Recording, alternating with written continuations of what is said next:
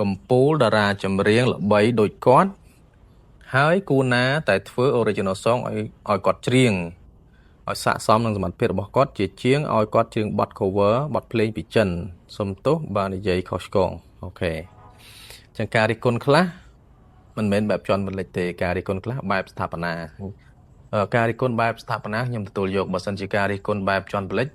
ខ្ញុំអត់ទទួលយកទេគោរពសួស្តីបងប្អូនអរគ្នាដែលកំពុងតាមដានទស្សនាតាមរយៈវីដេអូឃ្លីបមួយនេះថ្ងៃនេះខ្ញុំចេញមក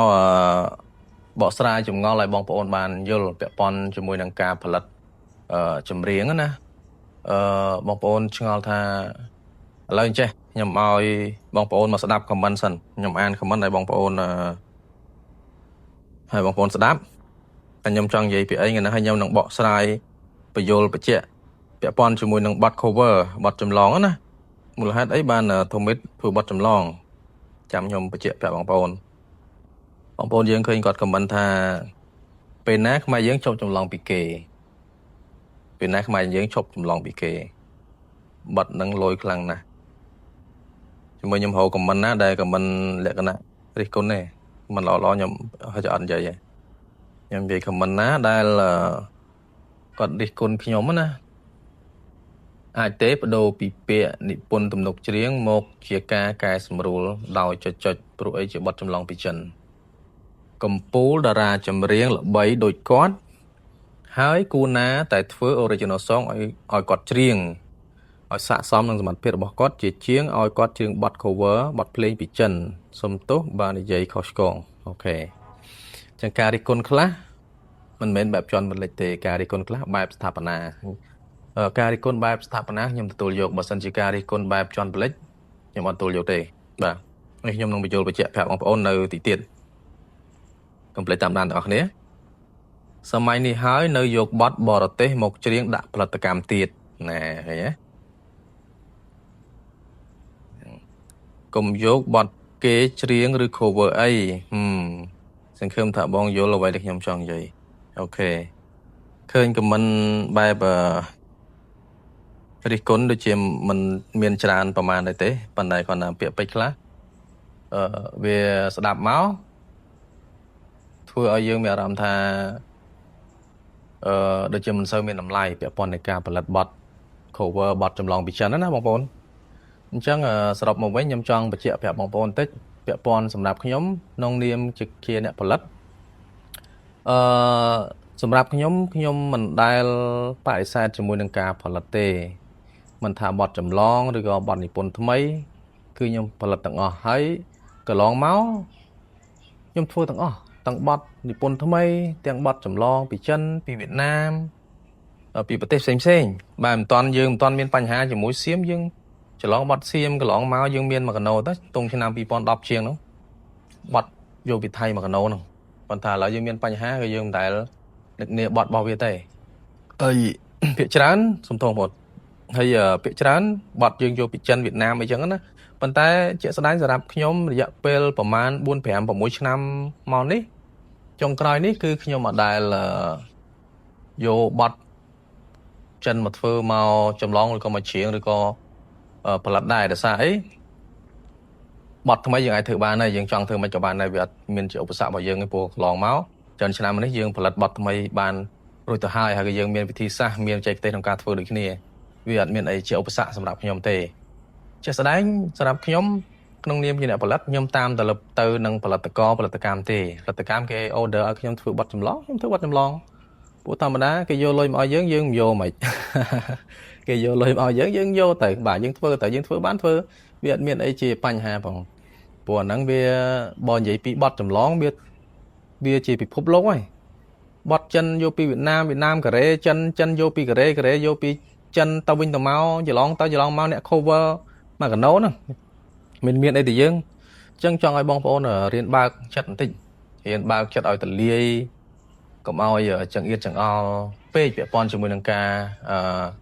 cover បទចម្រៀងចិនឬក៏បទចម្រៀងវៀតណាមកូរ៉េចិនអីចឹងណាវាមិនជាបញ្ហាទេសំខាន់បងប្អូនស្ដាប់ទៅទទួលយកវាជានិយាយចំចម្រៀងវាជាការបំពេអារម្មណ៍បងប្អូនកុំស្មុគស្មាញច្រើនជាមួយនឹងយកបទពីនេះយកបទពីនោះមកធ្វើខ្ញុំមិន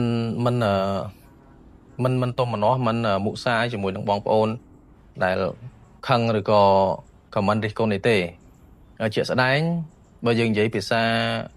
អាក្រក់ស្ដាប់មួយគឺថាអ្នករិះគន់ពាក្យច្រើនគឺមានចិត្តចំណែនអញ្ចឹងណាអ្នកដែលវាកាត់ឡើងពីចិត្តចំណែនមនុស្សមានចិត្តចំណែនតែងតែមានចំណុចដែលយើងត្រូវរិះគន់ហើយតើអញ្ចឹងអ្វីដែលខ្ញុំចង់ជម្រាបប្រាប់ទៅពុកម៉ែបងប្អូនកុំឲ្យយល់ច្រឡំជាមួយនឹងបទ cover ហើយនឹងបទថ្មីអញ្ចឹងពាក់ព័ន្ធបទ cover វាមិនមែនតែខ្មែរយើងទេគ្រប់ប្រទេសគ្រប់ទូទាំងប្រទេសណាមានទូទាំងប្រទេសទូទាំងពិភពលោកអញ្ចឹងទូទាំងពិភពលោកគឺគេ cover ទៅវិញទៅមកវាចម្លងទៅចម្លងមកជាងទៅជាងមក cover ទៅមកវាបលវាយហើយនិយាយចំទៅតែពេលអញ្ចឹងកុំឲ្យបងប្អូនមានអារម្មណ៍ថាទឹកផ្ទាល់អីអញ្ចឹងបងប្អូនស្ដាប់ទៅបទណាព្រោះបទណាត្រូវអារម្មណ៍យើងស្ដាប់ដើម្បីជាកំដរអារម្មណ៍អញ្ចឹងទៅកុំមានអារម្មណ៍ជន់បលិចខ្មែរគ្នាឯងណាបងប្អូនហើយពាក់ព័ន្ធបទភ្លេងយើងយកពីគេមែនតែទំនុកច្រៀងគឺយើងទៅសេថ្មីទេអ្នកនិពន្ធគាត់ធ្វើថ្មីណាហើយសម្រាប់បទខ្ញុំធ្វើឲ្យបងស្រីសុកវិស័យបទធ្វើយ៉ាងម៉េចទៅហ្នឹងគឺទំនុកច្រៀងដោយបងផេងឈីវលឹមបាទហើយសម្រួលតន្ត្រីដោយខ្ញុំបាទធមិតហើយបទហ្នឹងគឺយើងបាន cover ពីចិនទេហ្នឹងហើយប៉ុន្តែដោយសារបងស្រីគាត់ឆ្លាញ់បទហ្នឹងមេឌីប្រូអញ្ចឹងណាហើយក្រុមហ៊ុនបាន order ឲ្យខ្ញុំធ្វើអញ្ចឹងហើយខ្ញុំក៏សម្រេចចិត្តថាធ្វើទៅជាស្ដែងឲ្យតែក្រុមហ៊ុន order ឲ្យធ្វើអីខ្ញុំធ្វើហ្នឹងបាទព្រោះការងារយើងនៅនឹងអាជីពជាមួយនឹងការផលិតចម្រៀងហ្នឹងឯងជាមួយនឹងការសម្រួលតន្ត្រីហ្នឹងឯងតែអញ្ចឹងយើងអត់ធ្វើមិនកើតបងប្អូនអញ្ចឹងណាអញ្ចឹងខ្ញុំចង់បញ្យល់ប្រាប់បងប្អូនឲ្យយល់កុំឲ្យថាមូលហេតុអីឃើញគេcover បទចិនថាមិនបានអត់មានកំណត់ធ្វើបទខ្មែរអត់មានកំណត់ធ្វើបទអីថ្មីខ្លួនឯងអញ្ចឹងឃើញយកទៅពីគេចុះបទខ្ញុំធ្វើថ្មីមួយកណោទៅចូលរាប់រយបទហើយបងប្អូនមើលចាបទខ្ញុំធ្វើបទថ្មីរាប់រយបទហើយបងប្អូនអ្នកតាមដានស្នាដៃខ្ញុំគាត់ដឹងហើយបទខ្ញុំធ្វើតាំងពីជំនាន់នៅថោនផលិតកម្មគឺតែក្នុងស្រុកខ្ញុំធ្វើសឹងទាំងអស់ហើយបទចម្រៀងហើយលើកលែងតែផលិតកម្មទេដែលខ្ញុំអត់តាន់បានធ្វើការជាមួយដោយសារយើងអត់មានតំណែងតំណងឲ្យក្រុមហ៊ុនក៏អត់បានតំណែង order ឲ្យខ្ញុំក្នុងការផលិតធ្វើអញ្ចឹងក៏យើងអត់បានធ្វើការមួយគ្នាជាក់ស្ដែងជាមួយនឹងក្រុមហ៊ុនផ្សេងៗនៅក្នុងស្រុកយើងធ្វើអស់ហើយផលិតកម្មថោនផលិតកម្ម Sunday ហងមាសផលិតកម្ម Galaxy យើងធ្វើអស់ហើយចឹងបទចម្រៀងស្នាដៃខ្ញុំច្រើនហើយពាក់ព័ន្ធនឹងបទថ្មីគឺខ្ញុំផលិតច្រើនសឹងតែច្រើនជាងបទចម្លងទៅទៀតច្រើនជាងបទ copy ទៅទៀតអញ្ចឹងបងប្អូនអ្នកតាមដានខ្ញុំហ្នឹងគាត់ដឹងហើយគាត់ស្គាល់ហើយក៏គាត់តាមដានគាត់ដឹងដែរថាខ្ញុំមិនមែនធ្វើតែបទច្រឡងទេបងប្អូនឃើញបទច្រឡងបងប្អូនប្រើពាក្យថាអត់មានខួរអត់មានការគិតទេយកតែបទ copy ពីគេមកធ្វើមិនព្រមមកធ្វើបទថ្មីចុះបទថ្មីខ្ញុំធ្វើទៅបទថ្មីខ្ញុំធ្វើរាប់រយបទហើយបទថ្មីខ្ញុំធ្វើមួយកណោហ្នឹងអញ្ចឹងបងប្អូនកុំឲ្យចម្អៀតចម្អល់ពាក់ព័ន្ធជាមួយការផលិតចម្រៀងអី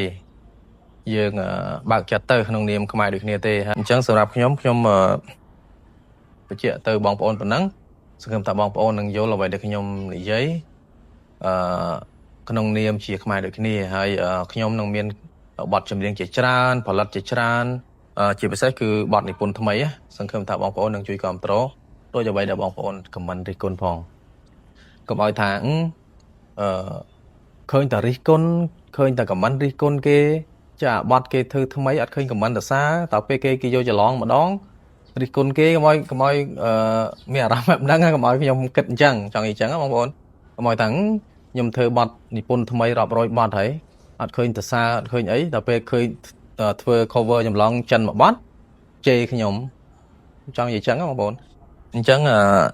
អរគុណណាស់សង្ឃឹមថាបងប្អូននឹងយល់អ្វីដែលខ្ញុំនិយាយនៅពេលនេះអរគុណសម្រាប់ការតាមដានទស្សនាពីខ្ញុំធមិតមានតែប៉ុណ្្នឹងទេជួបគ្នានៅវីដេអូក្រោយទៀតអូខេ